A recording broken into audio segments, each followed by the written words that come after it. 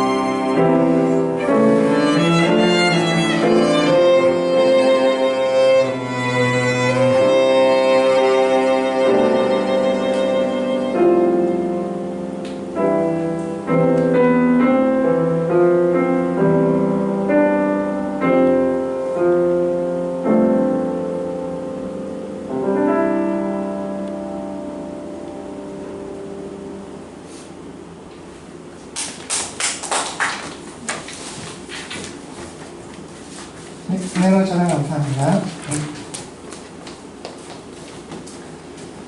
약간 축주 가사에서 2절 가사에 좀 중복된 게 있었죠? 두 번 정도 제가 잘못 펴서 죄송합니다. 샬롬 잘 지내셨습니까? 오늘도 예수님 안에서 예수님으로 인해서 행복하시고요. 은혜가 충만하시길 바랍니다. 자, 오늘은 지지난주에 이어서 살펴본 우리가 받은 은혜의 복음에 대해서 로마서 말씀을 중심으로 살피며 그 은혜를 나누고자 합니다. 오늘 본문을 통해 하나님께서 우리에게 이렇게 말씀하십니다. 우리 신약성경 로마서 말씀 같이 보실게요. 우리 신약성경 로마서 5장 말씀입니다.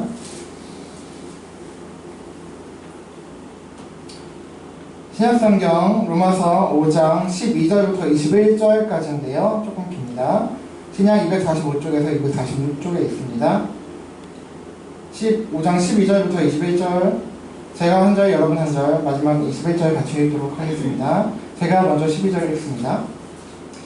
그러므로 한 사람으로 말미암아 죄가 세상에 들어오고 죄로 말미암아 사망이 들어왔나니 이와 같이 모든 사람이 죄를 지었으므로 사망이 모든 사람에게 이르렀느니라. 죄가 율법이 전에도 세상에 있었으나 율법이 없었을 때 이 죄는 죄로 여기지 아니하니까. 그러나 아담으로부터 모세까지 아담의 범죄와 같은 죄를 짓지 아니한 자들까지도 사망이 왕노릇 하였나니 아담은 오실 자의 모형이라. 그러나 이가 이르기를 범죄와 같지 아니하니 곧 한 사람의 범죄를 인하여 많은 사람이 죽었은즉 더 하나님의 은혜와 또 한 사람 예수 그리스도의 은혜로 말미암은 선물이 많은 사람에게 넘치느니라.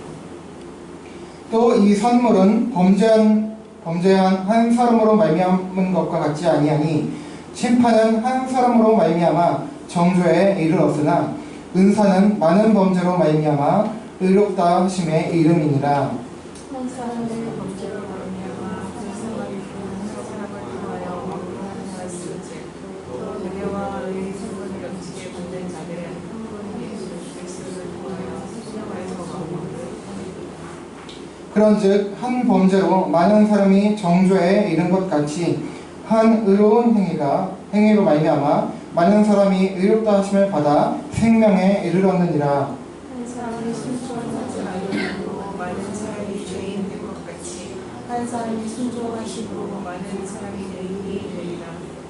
율법이 들어온 것은 범죄를 더하게 하려 함이라. 그러나 죄가 더한 곳에 은혜가 더욱 넘쳐나니 다 함께 읽겠습니다.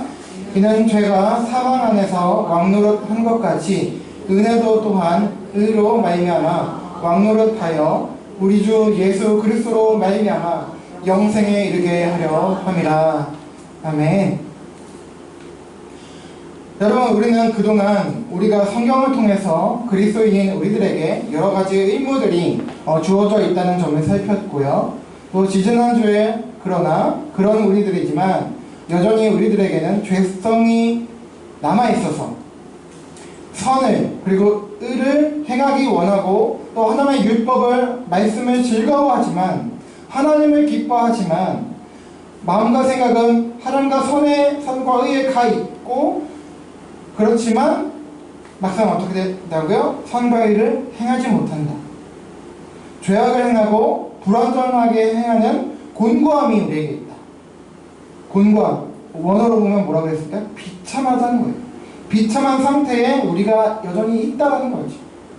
그것을 나누었습니다. 그래서 우리는 예수 그리스도와 그의 은혜 외에는 십자가 외에는 기댈 곳이 없다는 것을 살피며 나누었습니다. 자, 그렇다면 우리들에게 중요한 것은 바로 예수 그리스도와 그의 은혜, 곧 복음입니다.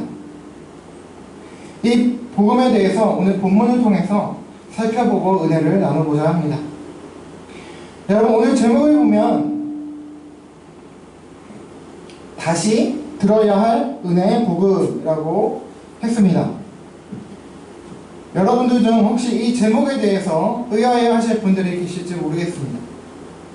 복음 자체가 은혜인데 왜 은혜의 복음이라고 하나 라고 말입니다. 그리고 무엇보다도 왜 다시 들어야 하지? 라는 생각을 가지실 수 있습니다. 난 이미 예수 그리스도를 주와 그리스도로 믿었는데 왜 다시 복음을 들으라는 것이냐라고 말입니다. 네, 사실 이런 생각이 맞습니다. 그러나 그럼에도 불구하고 우리는 다시 복음을 들어야 합니다. 왜냐하면 우리가 아직 예수님을 믿지 않아서가 아니라, 예수를 믿지 않는 분은 물론이고 믿지 않아서가 아니라 우리 그리스도인들에게는 복음이 절대적으로 필요하기 때문이고, 우리 구원과 삶에 복음은 뗄래야 뗄 수 없는, 그리고 무엇보다 앞서 말씀드린 우리 그리스도인에게 남아있는 죄성과 관련해서 더욱 이 복음이 중요하기 때문입니다.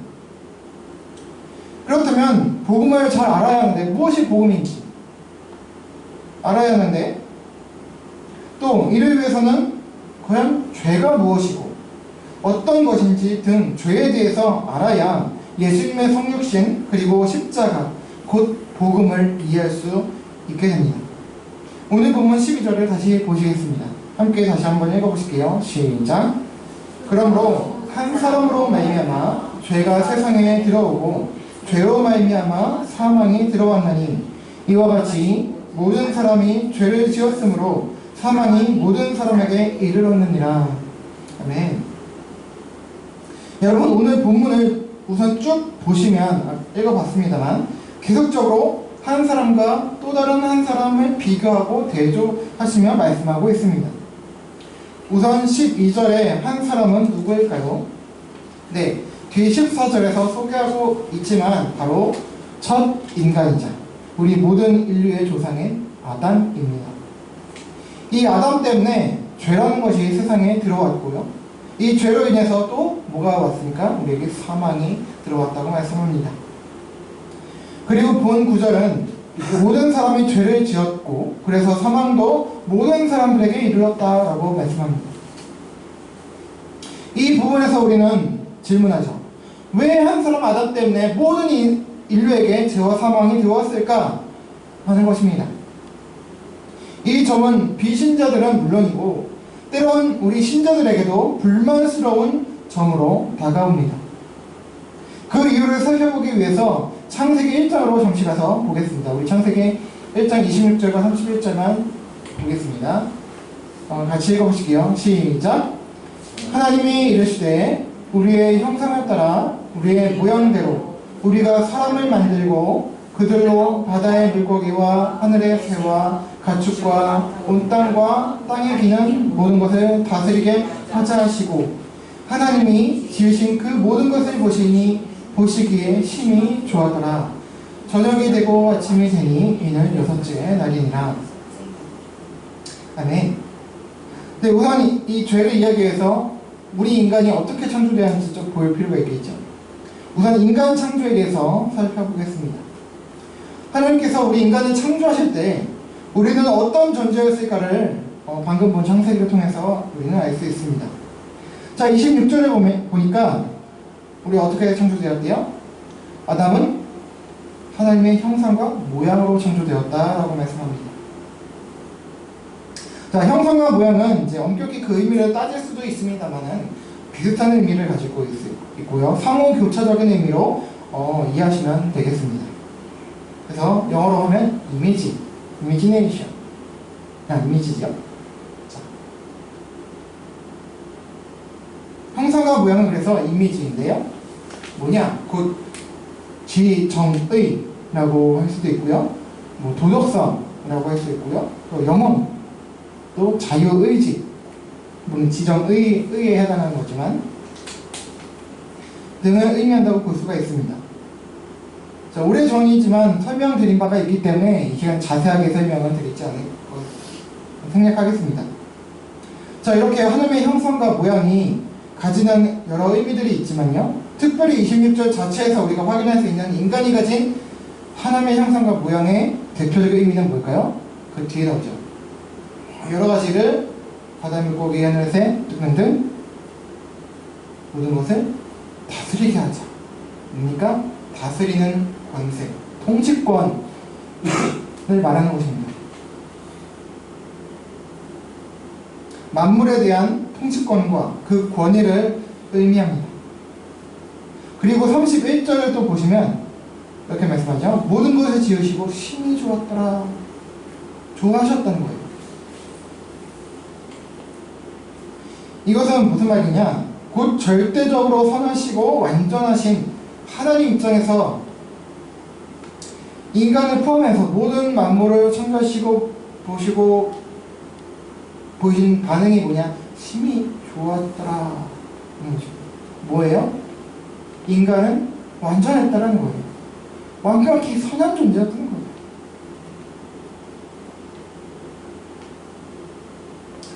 다른 피조물들은 물론이고 인간도 모두 하나님의 그 뜻에 완전히 부합하고 그 하나님의 그 선함이 부합했다는 거죠. 완전하고 선한 존재로 창조된 존재였었다는 것을 우리는 알 수 있습니다. 이외에도 창세기 2장 7절을 보면 인간은 영적 존재인과 동시에 흙으로 지어진 육체를 가진 존재라는 것도 우리는 알 수가 있죠. 이렇게 최초로 지어진 사람을 하나님께서 창세기 2장 19절에서부터 아담이라고 부르십니다. 그리고 이 아담을 잠들게 하시고 그로부터 이제 하와가 창조가 되죠. 이렇게 최초의 인간들인 아담과 하와가 창조된 것입니다.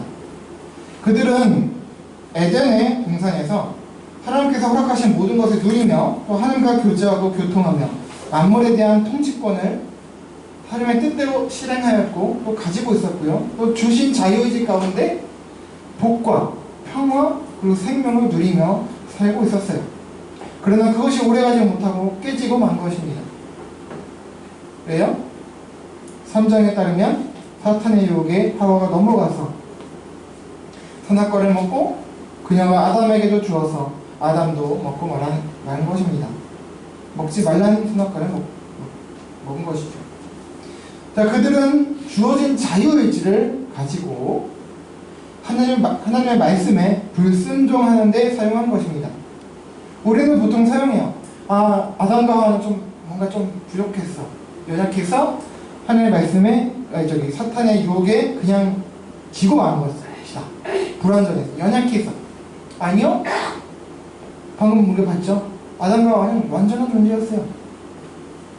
선하고 완전했어요. 뭐예요? 고의적으로 아담과 하와는 고의적으로 의도적으로 하나님의 말씀에 불순종한 거예요. 큰 죄인 거죠.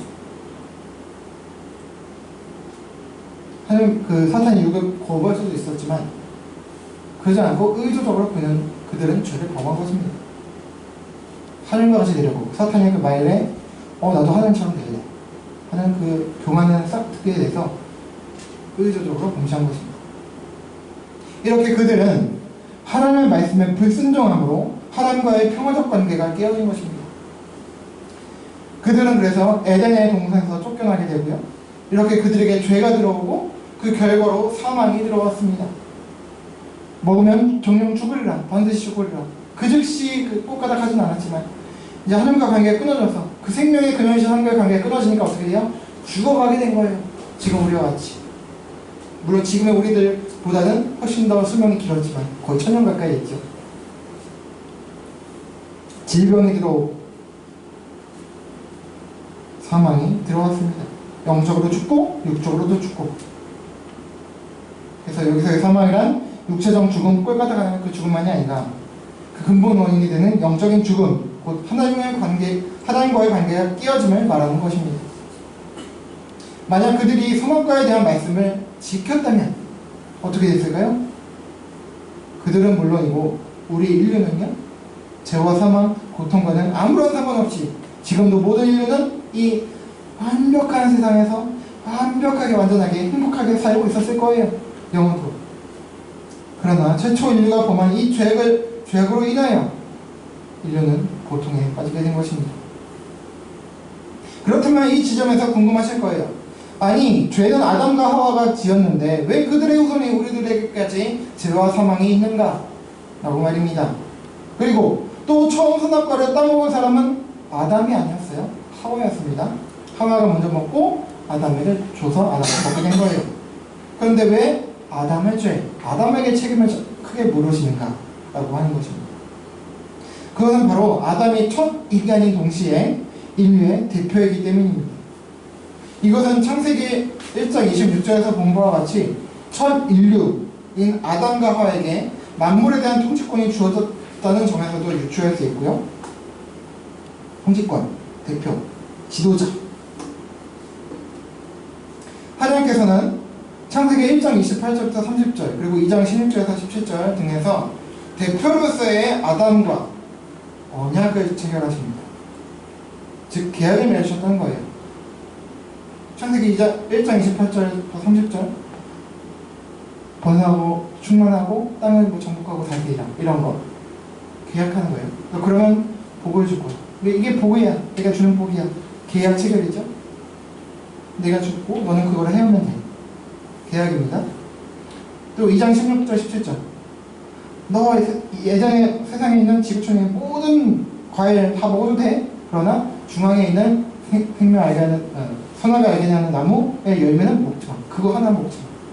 계약입니다. 언약입니다. 그거 먹지 않으면 너에게 영원한 풍랑이 주어질 거야. 약속. 계약입니다.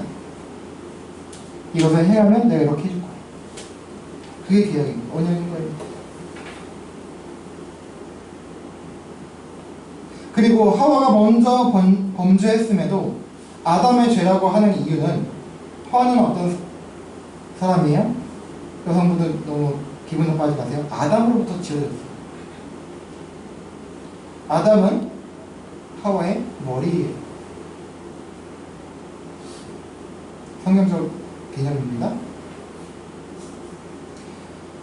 자, 같은 선상에서 아담과 하와의 죄가 우리들에게 동일하게 적용되는 이유가 되는 것입니다. 우리 인류의 대표는 아담인 거예요. 첫 인간으로서. 우리는 모두 그와 그녀의 자손들이고 무엇보다 아담과 하와가 자녀들을 낳은 시점이 언제입니까? 창세기를 보시면 나와있죠. 바로 범죄하여 타락한 이후라는 점이에요. 만약 그들이 범죄하고 타락하기 전 아기를 낳아서 후손들이 생겼다면, 그리고 그 후손들은 선악과 범죄를 저지르지 않았다면, 그리고 그들로 인해서 인간 후손들이 인류가 이어졌다면 아마도 아담과 하와만 죄와 사망을 경험했을 거예요. 그러나 불행하게도 우리 모든 인류는 아담과 하와의 그 자손은 언제 태어났어요? 범죄하고 나고 타락하고 나서 가인과 아벨 그리고 셋 이렇게 쭉쭉 이제 이어지는 거죠. 그래서 모든 인류가 죄 가운데 있게 된 거죠.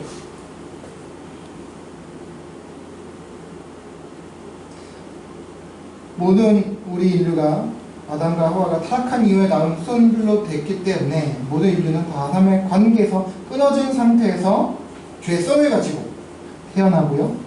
결국 질병과 사망에 노출되어 있다는 거예요. 이것은 아담이 우리의 대표, 자, 성경적으로는 이제 머리라는 표현을 많이 쓰는데요. 머리이기 때문에 쉬운 예를 들어서 이렇게 이해하시면 됩니다. 우리는 우리가 속한 단체나 또 국가 등의 대표가 누구고 그 사람이 어떤 사람이냐에 따라서 좋든지 싫든지 그의 영향을 받을 수밖에 없어요. 대통령을 생각하시면 되죠. 대통령이 어떤 생각을 가지고 어떤 성격을 가지고 어떤 정책을 피냐에 따라서 그가 그를 뽑았든 안 뽑았든 싫든 좋든 간에 영향을 받게 되잖아요. 그런 거예요. 이렇게 우리 인류는 모두 죄와 사망 가운데 있게 된 것입니다. 자, 이제 본문 13, 14절을 보시겠습니다. 죄가 율법 있기, 함께 읽어보시죠. 시작. 죄가 율법 있기 전에도 세상에 있었으나 율법이 없었을 때에는 죄를 죄로 여기지 아니하였느니라. 그러나 아담으로부터 모세까지 아담의 범죄와 같은 죄를 짓지 아니한 자들까지도 사망이 왕노릇하였나니 아담은 오실 자의 모형이라. 아멘. 자, 그럼 이어지는 우리의 질문은 뭡니까? 죄란 것은 어떤 원리나 법칙을 전제로 하는 것이 아닌가 하는 것이에요. 자, 우리가 보통 생각하죠. 우리 인간의 일반 사회에서 죄라고 할 때 뭡니까? 법을 어긴 거예요.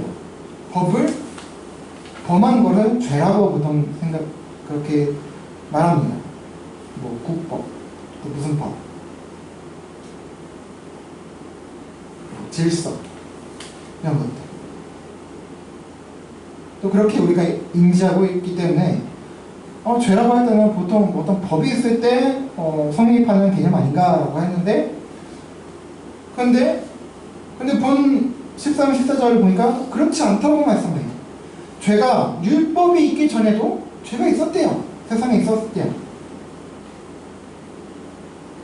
성경에서 율법은 이제 우리가 잘 아는 10계명 있죠. 10계명을 중심으로 해서 위시에서 포함해서 모세에게 주신 출애굽기부터 신명기까지에 나오는 수많은 율법들이 있죠. 뭐 해라 하지 말라. 특히 이제 레위기나 민수기에 많이 나오는데요. 중심으로 한 수많은 계명들을 말하고 있습니다. 자, 그래서 14절에서 아담으로부터 모세까지, 즉 뭡니까? 모세가 율법을 받기 이전까지의 모든 사람들을 말하는 거예요. 자, 율법은 언제 받았어요? 모세가 시내산에 올라가서 10계명을 비롯해서 또 여러 가지 뭐 성전에 대한 율법, 성막에 대한 율법 이렇게 짓고 하는 거, 그리고 이렇게 살아라 레위기에 많이 나오죠.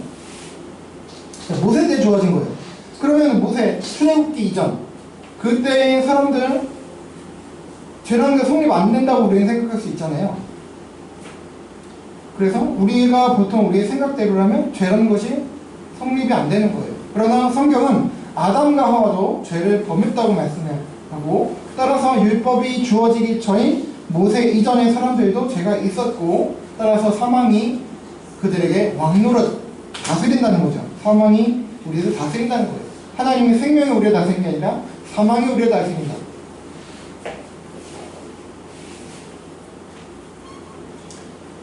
즉 그들을 사망이 다스리고 강력히 영향을 끼친다는 거예요.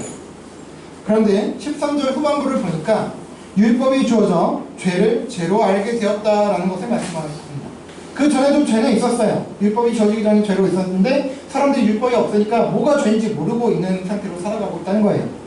그랬다는 거예요. 모세 이전까지. 물론 하나님의 삶을 알고 있었지만 대부분의 인류는 모르고 살았다는 거예요. 분명히 아담과 하와의 죄로 하나님과 관계가 끊어져서 영과 육의 사망과 함께 질병, 고통 등의 영향을 받고 또 그렇게 지배를 받고 있음에도 율법이 주어지기 이전까지는 그 사망의 이유를 모르고 또 죄를 범하고 있음에도 그것이 죄인 줄 알지 못하고 있었다는 거예요. 이것은 죄와 그로 인한 사망이 어디로부터 기인한 것인지 깨닫지 못한 이유로 발생하는 것입니다. 그럼 죄는 뭐냐? 우리는 어떤 특정한 잘못된 행동이나 행위를 죄라고 많이 생각하죠.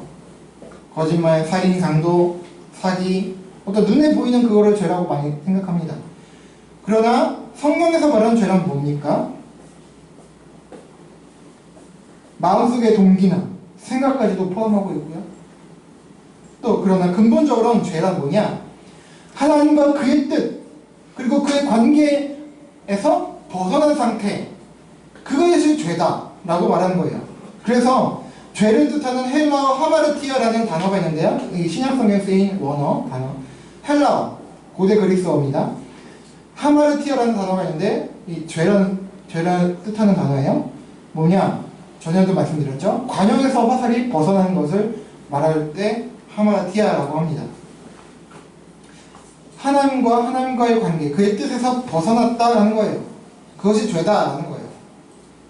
즉, 죄란 뭐냐? 행동과 행위이기 이전에 하나님과의 관계에서 그의 뜻 안에서 벗어난 상태 그 자체를 말하는 것입니다. 따라서 우리가 보통 생각하는 그 죄들이란 것은 뭐냐? 사실 죄가 아니라 죄의 현상들이다 라고 볼 수가 있습니다.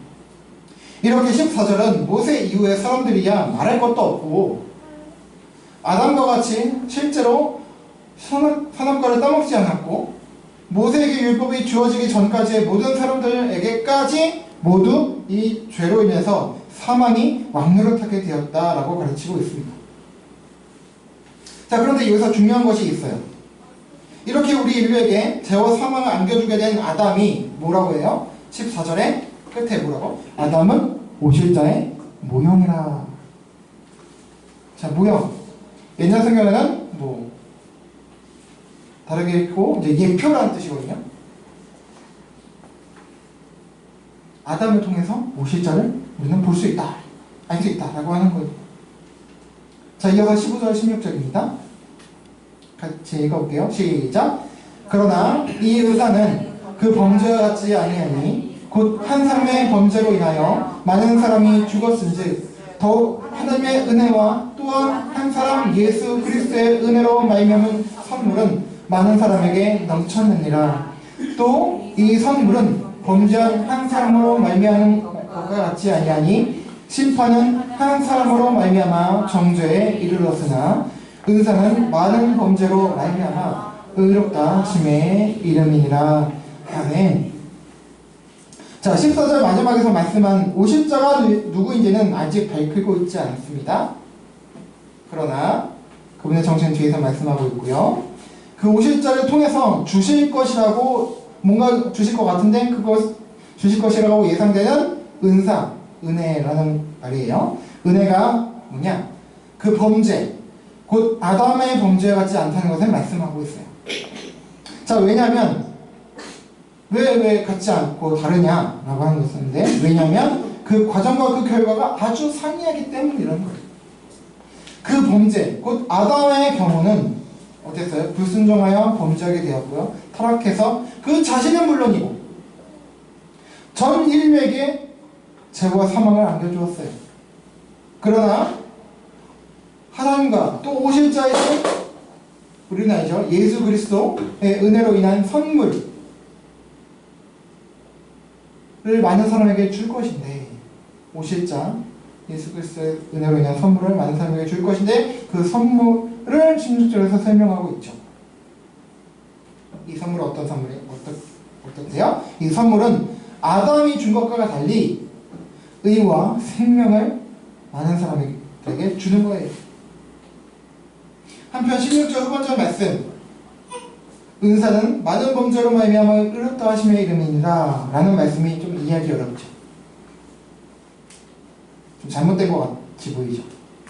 자, 이것은요 많은 범죄로 말미암아 라는 부분 때문인데요, 이 부분의 경우 안타깝지만 한글 번역에 오류라고 볼 수 있습니다. 자, 이 부분의 정확한 뜻은 많은 범죄로 말미암아라고 하기보다는 많은 범죄로부터라고 보시면 되겠죠. 네, 원어로 에크라는 전치사인데요. 자, 몸으로부터, out of. 자,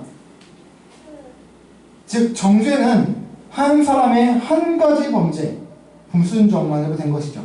선악과를 따먹은 것 하나로 온 인류에게 사단과 그 죄가 전해졌어요. 한 사람의 한 가지 범죄. 그렇지만 이 은혜는 뭐예요? 수많은 사람들, 네? 한 가지예요? 아니요. 수많은 사람들의 과거, 현재, 미래 수많은 범죄들로부터 의롭다함을 얻을 수 있다는 뜻으로, 여기서 많은 범죄들은 은사의 원인이 아니라 의롭다함을 얻기 전에 인간의 상태로 이해하시면 되겠습니다. 다음 17절에서 이 내용을 다시 정리해 주시고 있어요. 볼게요. 시작. 한 사람의 범죄로 말미암아 사망이 그 한 사람을 통하여 왕노릇하였은즉 더욱 은혜와 의의 선물을 넘치게 받는 자들은 한 분 예수 그리스도를 통하여 생명 안에서 왕노릇하리로다. 아멘. 한 사람 아담의 범죄로 그 한 사람을 통하여 온 인류에게 왕노릇한 것처럼, 사망이 왕노릇한 것처럼 은혜와 의의 선물을 넘치게 받는 자들, 곧 구원받은 신자들은 역시 한 분 예수 그리스도를 통해서 새로운 생명 안에서 왕노릇하며 누리며 산다는 것입니다. 자, 그런 이 시점에서 죄가 우리 인간과 가지는 관계성이 어떻게 될까 하는 거예요. 관계성, 좀 말이 어렵죠? 이것이 중요한 핵심이 될 수가 있어요. 죄가 인간과 가지는 관계성이란 이런 거예요. 제가 다음에 보시면 표를 하나 간단하게 그려놨는데요. 요즘은 거의 쓰지 않지만 인간의 죄가 유전이 된다라고 생각하고 그렇게 믿는 사람들이 있습니다. 자, 그도 그럴 것이 아담의 죄가 우리에게까지 영향을 주고 있기 때문이에요. 자, 그렇다면 죄가 우리가 있는 죄가 유전이 될까요? 자, 성경에는 말하는 죄와 죄는 유전, 곧 혈통을 통해서 흐르거나 쌓이며 이어지는 것들이 아니에요. 자, 보세요. 자, 아담이 죄를 지었습니다. 선악과를 따먹었어요. 그래서 죄가 있어요. 사망이 가지고 있습니다. 내려와서 수많은 인류애가 있죠. 아담의 자손들, 그래서 쭉쭉쭉 조상들이 있고, 우리의 조상들이 있고, 쭉쭉쭉 해서 우리의 조부모님들, 또 이어서 우리 부모님들, 그리고 우리에게까지 이렇게 내려오고 전해지는 게 유전인 거예요. 그러나 이게 아니라는 거죠. 그렇다면 뭐냐? 자, 아담이 있습니다. 죄를 범했어요. 그럼 조상들에게 아담의 죄가 전가되고요. 전해지고요. 사망이 전해지고, 그리고 아담으로부터 쭉쭉 내려오는 게 아니라 아담으로부터 바로 우리에게, 나에게 내려오는 거예요. 전해지는 거예요. 좀 어려운 용어는 전가라고 합니다. 유전이 아니에요. 자, 유전이란 혈연 관계를 통해서 계속 흐르고 이어지는 것을 말하는 거예요. 또 쌓이는 거죠. 이렇게 해서. 죄가 유전된다는 말은 아담, 조상들, 조부모님, 부모님, 나 이렇게 이어지고 흐른다는 것인데, 죄가 만약에 유전된다고 한다면 후대로 갈수록 어떻게 돼요? 그 죄의 강도가 더 세지고 무거워지는 거예요. 아담의 죄만도 무거운데 우리 조상들, 내 조부모님들, 내 부모님, 내 죄까지 다 지게 된다는 것이 되고 마는 거예요. 그러나 성경은 그렇지 않다고 말씀합니다. 성경은 죄가 전가, 덮어 씌워진다고 설명합니다. 아담의 죄가 조상들이 이어서 부모님에 이어서 나에게 오는 것이 아니라 아담의 죄가 각각 모든 사람들이 각자에게로 이어진다는 거예요. 자, 이제 18, 19절을 보시겠습니다. 좀 깁니다. 죄송합니다. 자, 시작. 그런즉 한 범죄로 많은 사람이 정죄에 이른 것 같이 한 의로운 행위로 말미암아 많은 사람이 의롭다 하심을 받아 생명에 이르렀느니라. 한 사람이 순종하지 아니함으로 많은 사람이 죄인 된 것 같이 한 사람이 순종하심으로 많은 사람이 의인이 되리라. 아멘. 자, 이렇게 인류의 머리요 대표였던 아담의 범죄로 말미암아 그의 후손인 모든 인류에게, 우리들에게 그 죄가 전가되어 모든 인류는 하나님을 떠나고 불순종한 상태의 죄인이 된 것입니다. 우리가 직접 선악과를 따먹은 적이 없어요. 그러나 우리 모두는 죄인인 것입니다. 그래서 아담의 죄가 그 원인이 되어서 그 모든 인류는 하나님을 떠난 상태에서 각자가 범죄하여 살아가고 있는 거예요. 그런데 성자 하나님께서 성육신 하셔서 완전한 인간으로 오셔서 하나님 말씀에 어떻게 해요? 순종, 완전히 순종하시고 또 십자가를 지심으로 실패한 한 사람 아담과 달리 승리한, 성공하신 한 사람으로서 많은 사람들을 의인되게 하신다는 거예요. 이것이 바로 은혜고 바로 복음입니다. 마지막 우리 20절, 21절 읽어보실게요. 시작. 율법이 들어온 것은 범죄를 더하게 하려 함이라. 그러나 죄가 더한 곳에 은혜가 더욱 넘쳤나니 이는 죄가 사망 안에서 왕노릇한 것 같이 은혜도 또한 의로 말미암아 왕노릇하여 우리 주 예수 그리스도로 말미암아 영생에 이르게 하려 함이라. 아멘. 자, 율법의 역할에 대해서 말씀합니다. 13, 14절 설명에서 말씀을 드렸듯이 율법은 못을 통해 주어졌습니다. 이런 율법으로 인해서 타락한 인류는 자동적으로 죄인으로서 영원한 심판을 앞두고 있는 존재가 된 것입니다. 그러나 이런 죄가 더해져 있는 곳, 내가 죄인이구나 라고 깨닫는 그 사람에게, 그런 공동체에게, 그런 곳에, 그런 이들에게, 이 세상과 인류에게 은혜가 넘치게 된 것입니다. 바로 우리 주 예수 그리스도로 말미암아 영생을 누리게 할 수 있는 의로움이 임하게 된 것입니다. 어떻게요? 믿음으로. 은혜로 주어주시는 믿음으로 말미암아. 예수 그리스도를 믿음으로. 그리고 이 믿음은 어떻게 된 거예요? 바로 은혜로 임하게 된 것이라고 말씀하죠. 이 또한 이 은혜는 하나님의 주권 가운데 임하는 것입니다. 그래서 바로 제가 여러 번 말씀을 드렸고 일단 신약성경 에베소서 2장 8절은 다음과 같이 말씀하고 있습니다. 마지막입니다. 함께 읽어보실게요. 시작. 너희는 그 은혜에 의하여 믿음으로 말미암아 구원을 받았으니 이것은 너희에게서 난 것이 아니요 하나님의 선물이라. 아멘. 구원이란 뭡니까? 단지 죽어서 우리 영혼이만 천국 가는 그 정도가 아니라 바로 의로움을 되찾는 것입니다. 그리고 하나님 관계를 회복하는 것입니다. 그런데 우리로서는 할 수 없습니다. 완전히 부패했거든요. 죄인이기 때문에 우리가 스스로 하나님을 찾아갈 수 없어요. 하나님과 관계를 회복할 수 없어요. 하나님을 만족할 수 없습니다.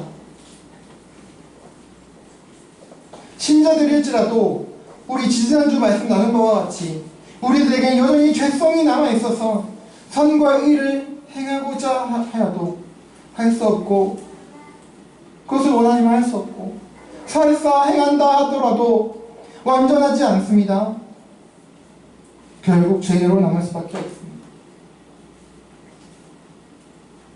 그러니까 예를 들어 볼게요. 제가 얼마 전에 얼굴책이라는 SNS에서 뭐 댓글 달고 여러 글 읽다가 이제 댓글 달고 대화하던 거 있었는데 어떤 분이 이제 부모예요, 아버지예요. 자녀가 조금 좀 버릇이 없었나 봐요. 그래서 혼내요. 크리스찬에서 하나님 말씀 가지고 혼내는 거예요. 너 그러면 안 된다. 부모를 공경해야 된다. 막 이렇게 좋게 말해서 훈계인데 좀 과한 것 같아요.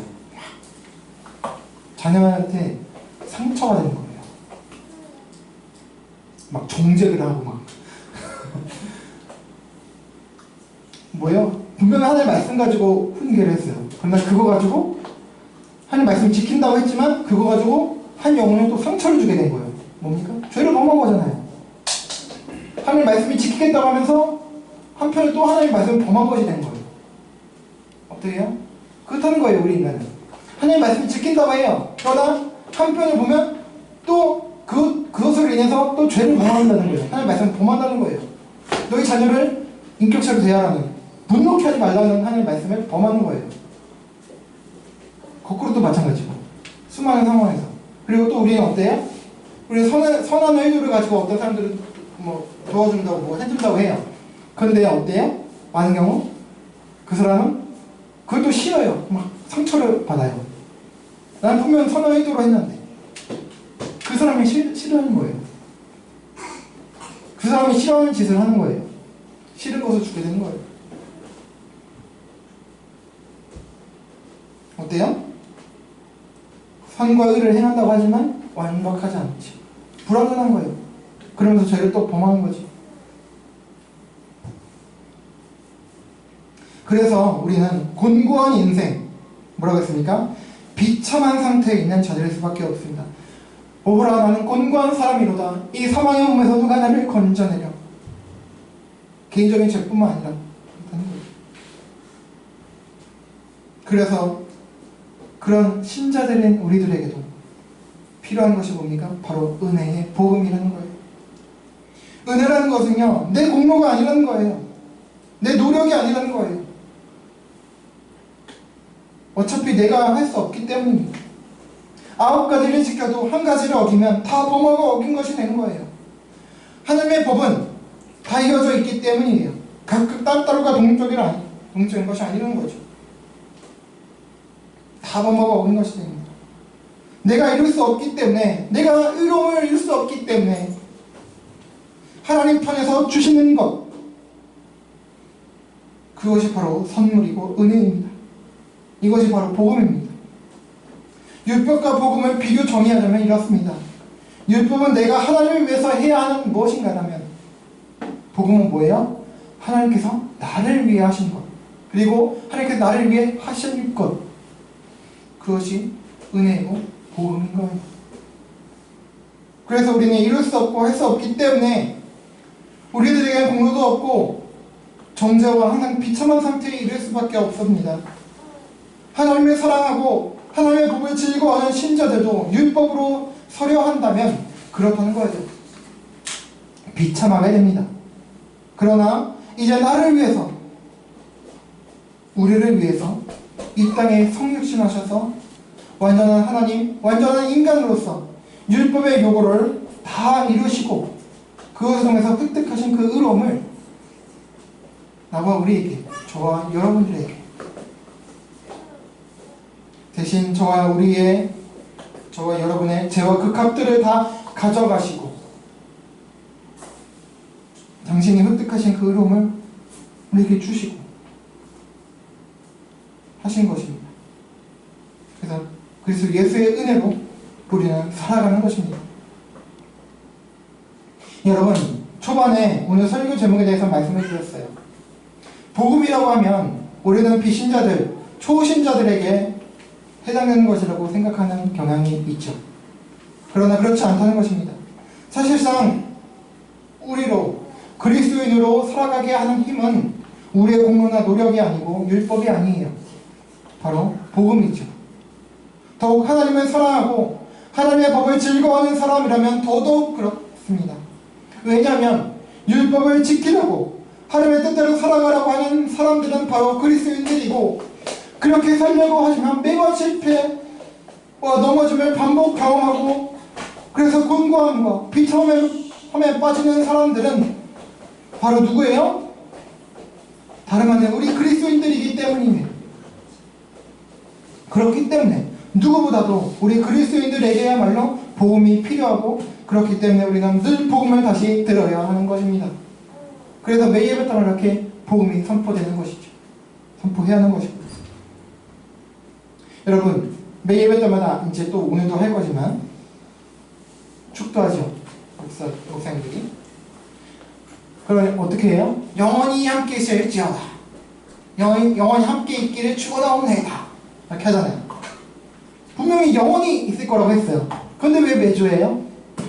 새로운 신자 오면 하면 되잖아요. 올 때는. 근데 왜 똑같이 믿는 사람들 다 모여있는데 맨날 영원히 함께 하는 거예요? 영원히 하면 늘 있는 거죠. 왜요?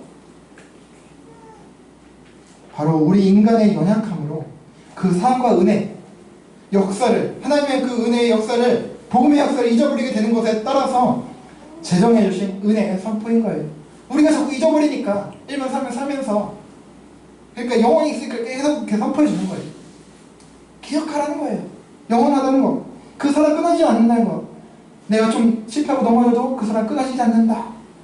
영원히 기억하라는 거예요.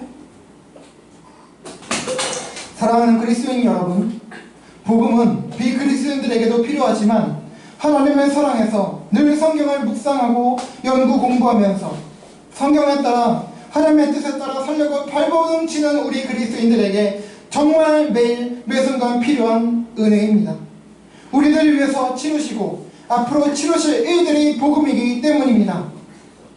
이제로부터 앞으로 영원토록 이제 은혜의 복음 가운데 강하여지고 승리하며 그 가운데 예수님의 마음으로 비록 연약하고 부족하지만 예수님과 동행하며 이웃 사랑하며 살아가는 저와 여러분 모두가 되기를 예수 그리스도의 이름으로 간절히 소망하며 축원합니다.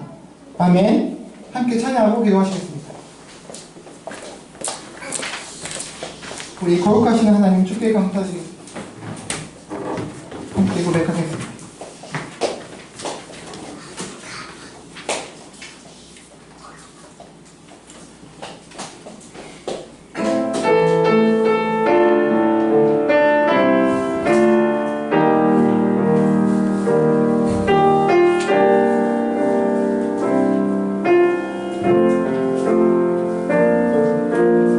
거룩하신 하나님, 거룩하신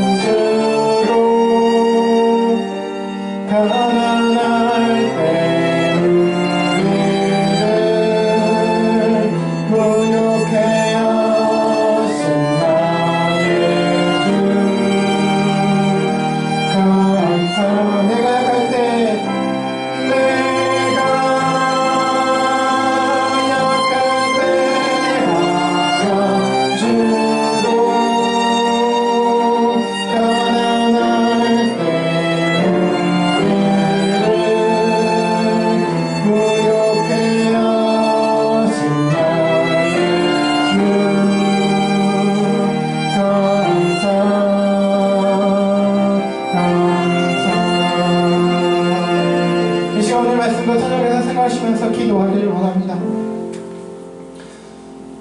거룩하신 하나님, 주님께 감사합니다. 감사드립니다. 왜냐고요?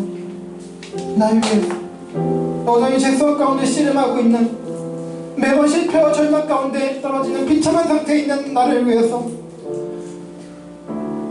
아직 죄인되었던 나를 위해서 이 땅에 오신 독생자 예수님 때문이죠.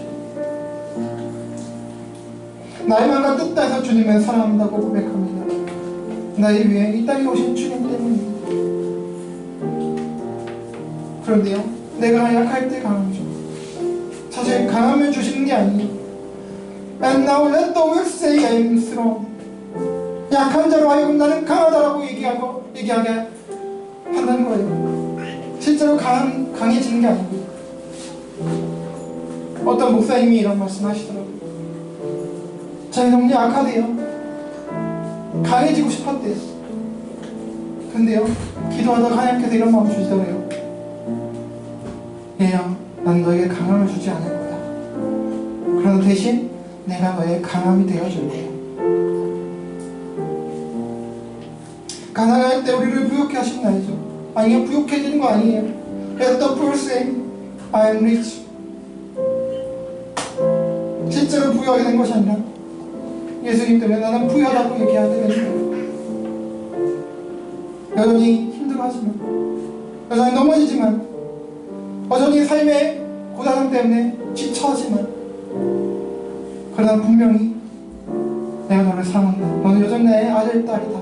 라고 말씀해 주신다는 거예요. 왜냐하면 나를 위해 이 땅에 오신 예수님 때문에, 나를 위해 그분이 다 치우셨기 때문에 가능하다는 거예요. 우리 시간 기도할 때에 하나님, 나의 연약함이 있습니다. 부족함이 있습니다. 하나님 아시지요? 그런 나의 비참한 상태에 있을 때 하나님, 내가 하나님 크리스찬으로서, 그리스도인으로서 어떻게 살 수 있을까요? 부끄럽습니다. 그러나 그렇기 때문에 얘야, 그래서 내가 왔단다. 너를 위해 왔단다. 너를 위해서 내가 다 십자가 지고 해결했단다. 그 음성 듣기를 원합니다. 하나님, 그 주님을 신뢰하며, 아까 우리 특주 고백처럼 그렇게 신뢰하며 가는 우리 인생 되게 해달라고 함께 기도하시고, 이 주님을 의지해서 우리 일상의 삶도 승리하게 해달라고 함께 기도하며 나가길 원하고요. 우리 각자 기도 제목 가지고 기도하시고, 여러분 또 나라의 민족과 열방을 위해서, 우리 한국교회를 위해서, 우리 교회와 또 저를 위해서, 여러분 자신을 위해서 함께 기도하며 나가겠습니다. 기도하시겠습니다. 하나님 아버지 감사합니다. 하나님, 오늘도 부족한 가운데 하나님 정말 참 부끄러운 모습 가운데 하나님 또 나왔습니다.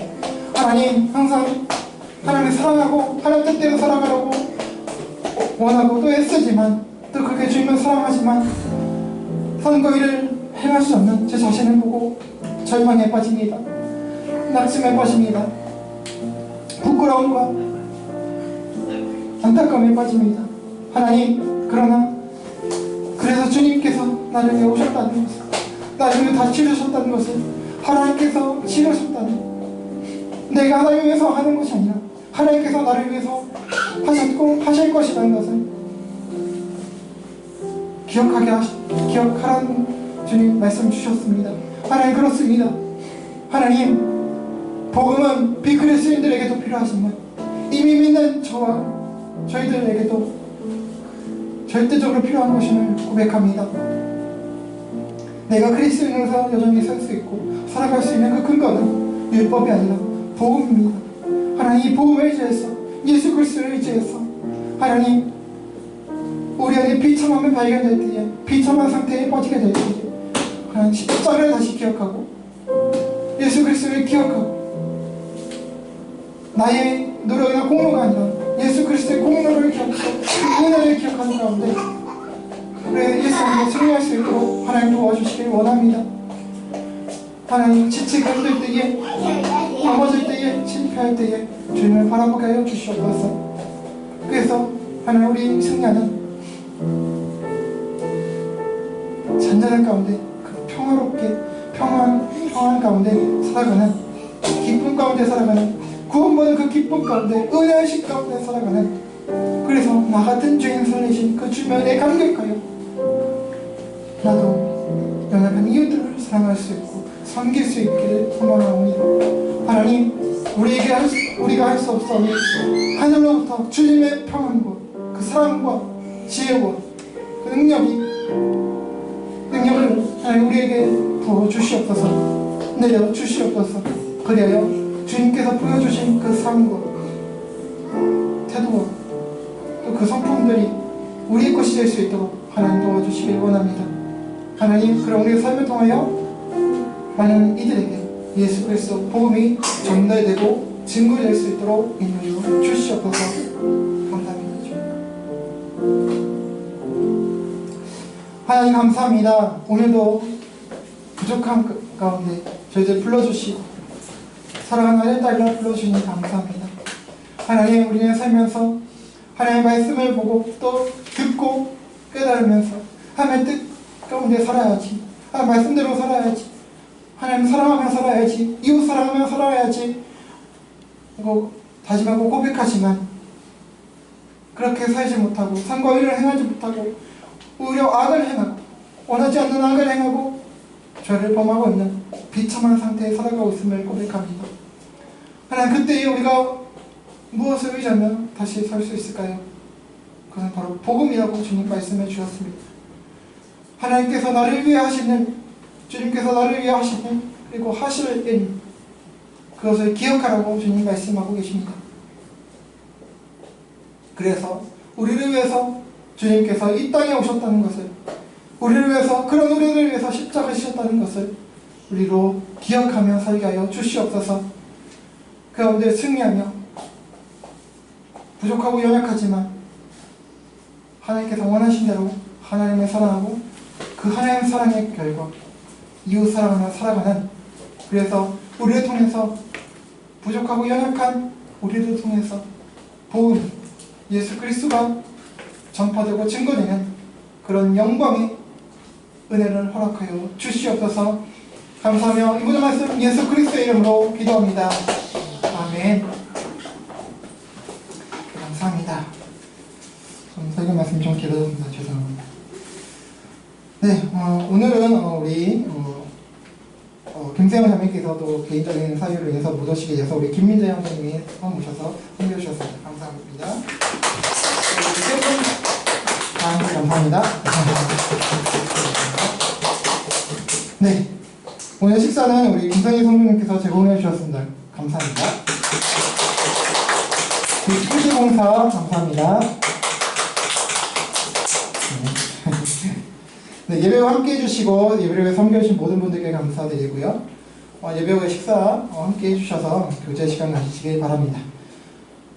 계속해서 서평교회당 우리 공동체와 한국교회 그리고 나라를 위해서 기도해 주시고 저를 위해서 기도해 주시기 바랍니다. 특성 및 특주로 섬겨주실 분들 계시면 해당 주 한 주 전까지 저에게 신청해 주시길 바랍니다. 기도 제목 쪽지에 기도 제목 적어서 저에게 주시면 감사하겠습니다. 네, 그럼 다른 부분은 주보에 참조해 주시기 바라고요. 다 함께 자리에서 일어나시겠습니다. 우리 주님께서 가르쳐주신 주기도문하고 찬송하고 축도로 마치겠습니다. 함께 주기도문 하시겠습니다. 시작. 하늘에 계신 우리 아버지, 아버지의 이름을 거룩하게 하시며 아버지의 나라가 오게 하시며 아버지의 뜻이 하늘에서와 같이 땅에서도 이루어지게 하소서. 오늘 우리에게 일용할 양식을 주시고 우리가 우리에게 잘못한 사람을 용서하여 준 것 같이 우리의 죄를 용서하여 주시고 우리를 시험에 빠지지 않게 하시고 악에서 구하소서. 나라와 권능과 영광이 영원히 아버지의 것입니다. 아멘. 찬송하겠습니다.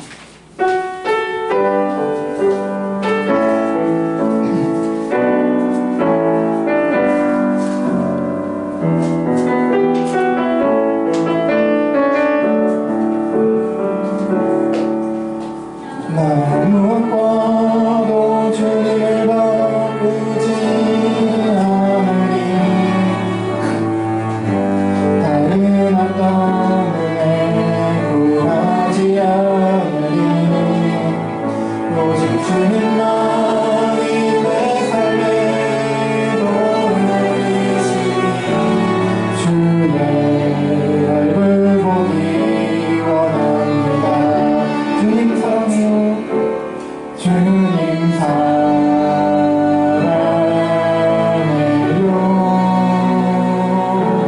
온 마음과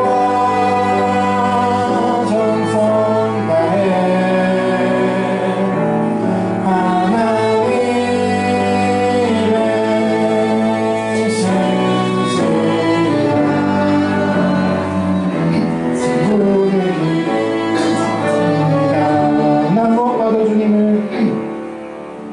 나 무엇과도 주님을 바꾸지 않으리. 다른 어떤 구하지 않으리. 오직 주님만이 내 삶의 도움이신 주의 얼굴 보기 원합니다. 주님 사랑해요.